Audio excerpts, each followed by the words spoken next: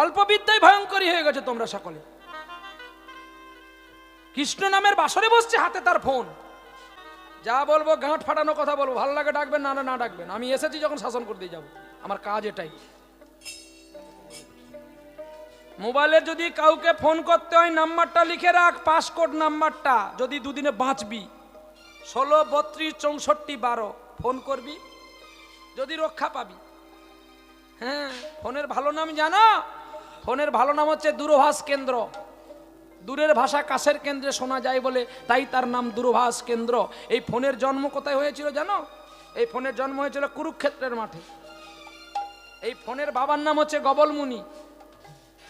এই গবলমুনির পুত্র সঞ্জয় অন্ধ ধৃতরাষ্ট্রের কাছে বসেছিলেন। তার চোখ বেঁধে দেওয়া হয়েছিল, অজ্ঞানের চোখ, বলে কেন না তুমি এখানে থেকে চোখ বন্ধ করে কুরুক্ষেত্রের যুদ্ধ দেখতে পাবে, আর সেই যুদ্ধ অন্ধ ধৃতরাষ্ট্রকে বলতে পারবে। ওইখান থেকে টিভির জন্ম হলো, যাকে বলা হয় দূরভাষ কেন্দ্র নয়, দূরদর্শন।